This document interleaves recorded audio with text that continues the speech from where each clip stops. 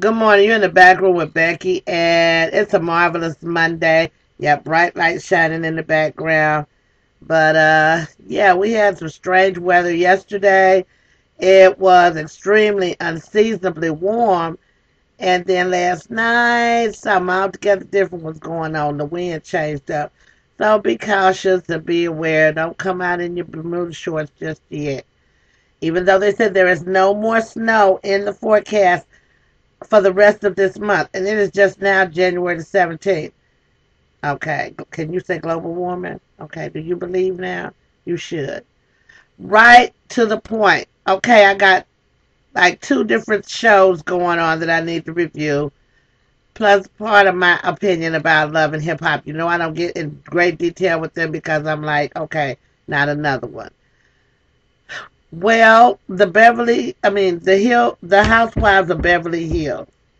That was because it's getting ready to come to an end. The season finale is coming up, where they will reveal that Russell is now dead.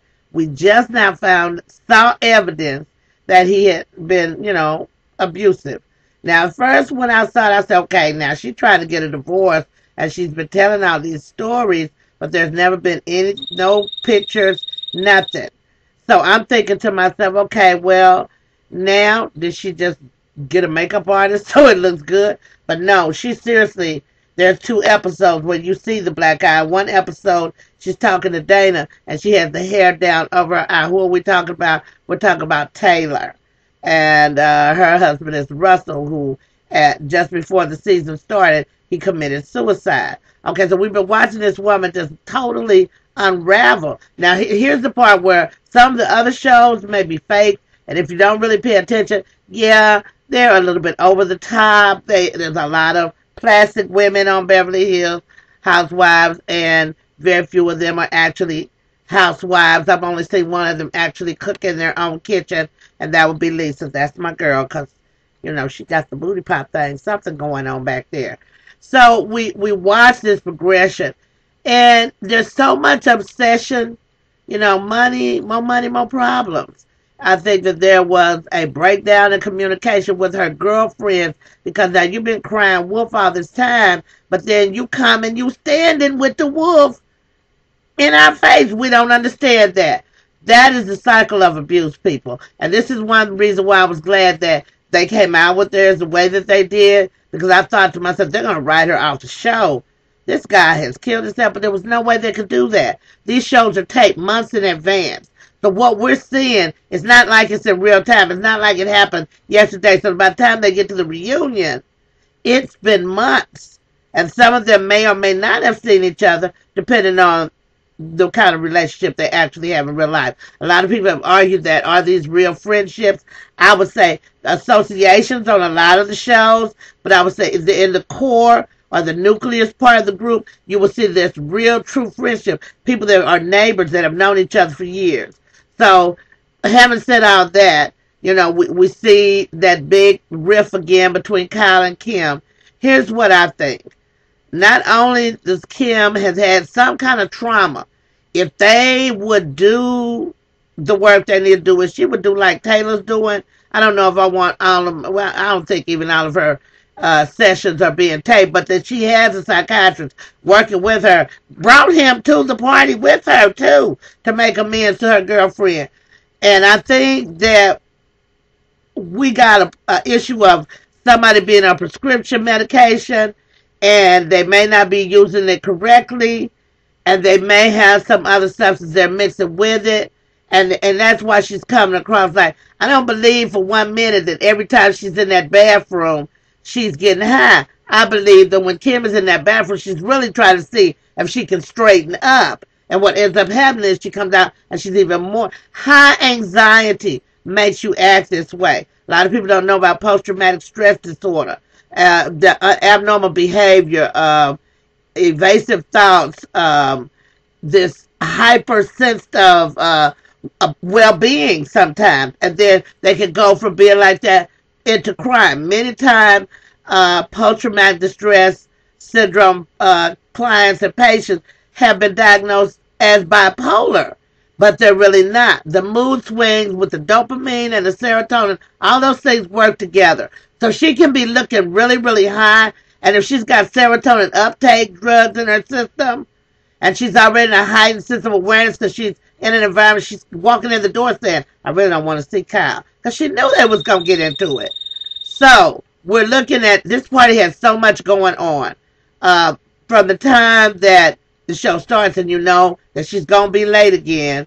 And this is the thing that I really don't like, because I'm like, these are older, more mature. If they were in their 20s, I could see them picking somebody's bones when they ain't there. If you're really trying to be helpful to someone who has a mental illness or a substance abuse, the first thing you don't do is attack them. You don't put them on the spot in front of people, because their first reaction is going to be defensive. So don't put them on the defense. So I'm looking at Kyle and thinking to myself, you're way too involved, just like Mallory on Atlanta Housewives is with Cynthia. When I see one sister that's very, very famous and the other one maybe not so much, the first thing in my mind is silver rivalry is now heightened by the cameras. And so it looks like every time you see them, you know, it's really intense. With Kim and Kyle, because they have this internal struggle going on and they got some bad history. I don't know if you remember from last season when she snapped on Mauricio and Kyle, there was a misunderstanding about some property. This is a multi-million-dollar piece of property. Now, I understand that you might feel like you were entitled to it, Kyle. But because your husband's in real estate and he knows some things, I know he know damn well that woman didn't sell out her portion of that house for $20,000. Okay, now I'm put that out there. Okay, so you got this internal tension going on between Kyle and Kim, and along with sibling rivalry, Kim was very successful. Well, Kyle, you may remember, was in 2 of the Halloween movies. She was a little girl in the clown suit that Michael Myers was trying to kill. Okay, that might have been fairly traumatizing for her. She seemed to have overcome some of her stuff. Kim, not so much. So, with the Beverly Hills Housewives, you got 3 dramas going on at the same time. One, you got this one that's in an abusive relationship, and how did they get out of this, and, you know, how is this going to affect the people that are involved in the show? You got people being threatened with lawsuits. You know, that makes me uncomfortable as well. I don't care how close I am to you. If your husband doing something, we got to. And so they invited her back in to say her piece. I thought that was very brave of her. That ownership, taking responsibility, the first step to getting out of one of those abusive relationships. I want to flip over to the third part of the story that makes it so intense is this thing with Lisa and this guy that Cedric, that she had just adopted him into her family like he was a son, and he betrayed them so utterly and foully because everything he was telling, he was a con artist, and he had been with this family for years. And then all of a sudden, Lisa and them get on this TV show, and he started getting real extra. And if you remember, he was very disrespectful. You driving the woman's car, you drinking her liquor, you getting on her massage table, you swimming in her pool. She probably gave you a credit card. You got all the things that everybody else in that family earned by birthright or they worked for it. And then you turn on her with the tabloids. You a stinking piece of trash. And then when you lie and say that you were abused and neglected, you a stinking piece of trash and you a liar. They did right putting your ass up out of there. And yeah, Brandy was real quick. Y'all notice Brandy always seems like she's medicated and drinking at the same time. So while she talking about Kim is on something, take one to know one. Yeah. So Lisa was upset, but I really like the fact that her husband Ken stepped up to the plate. I know he was hoping, I hope this young boy don't swing on me, because I don't know if I can take him. And I didn't see a lot of security until the outside. I think that was a setup. They need to add a little spice to take away from what was going on in that bathroom with Kim. And when she finally came out and she told her sister she's leaving this guy, her sister said it. And this is one thing I always say. If somebody close to you or in your family is telling you there's something wrong with that person and they're not receiving him, it wasn't just Kyle that didn't like this dude. It was everybody. I told y'all, my mother said 2 things. She said it about Russell and she said it about Ken. She said they do not belong. They're out of place. They seem like they don't belong there. Now, when I looked at Russell again, I saw that she said he's like a snake. He looks side to side, shifty-eyed. And I looked at him, I was like, ooh. And then the woman who told their fortune, she shared that information. She said he works in some kind of underworld. There's a lot of secrecy and danger involved. Now, we may never know what he did because either he hung himself or somebody made it look like he did. Yeah, there ain't gospel and you didn't hear that from me. Now, the end of the show is still kind of leaving you hanging in the air because right now we're thinking that maybe Kim is also pregnant by this dude who is a complete control freak. And if you're somebody that suffers from anxiety, having somebody correct you 24/7, that ain't a good thing because you put her on edge. And so she probably did what? Smoke her a little. I saw what looked like rolling papers in her hand. Don't ask me how I know I'm not stupid. But I saw that, and then we see a plastic bag in the window of the. Now I happen to know that they usually have the same drivers. That means they have a designated car. That was your stuff. That's how you knew to look in that box. You really was trying to push it and see that you slipped that plastic bag in your purse, but it wasn't nothing in it. Thank God. We just have no idea what kind of pressure these people are under. Love and hip hop. Yandy is on her way out the door. Watch what I say. Nobody's going to want to mess with her. When you come across and your own mentor tells you that you have stepped over the line, how much money that man spent on his girlfriend, his fiance, for shoes and purses should never enter into an agreement where you're justified walking away from a contract. That's number one. Then saying things in public to humiliate and disgrace your client's love interest. I don't care if you don't think it's going to last. Ain't your place to say. You're going to get paid. There's a certain amount of decorum that you have to have. I think that Yandy may have had some delusions or illusions that she could have had Jim.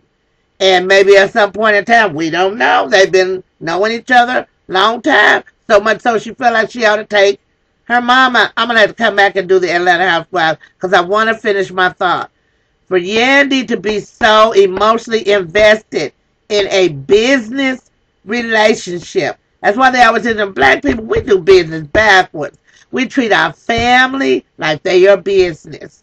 And we treat our business like they're our family. Let's check that. Because if you feel like somebody is stepping over boundaries, it's because you never laid any. You talking about that's your sister? Sisters say crazy stuff all the time to your girlfriends and boyfriends. You know they do.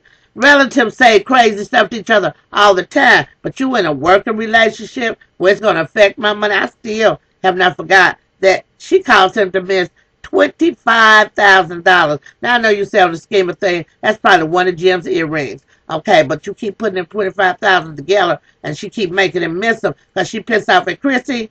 Yeah, that's not a good businesswoman.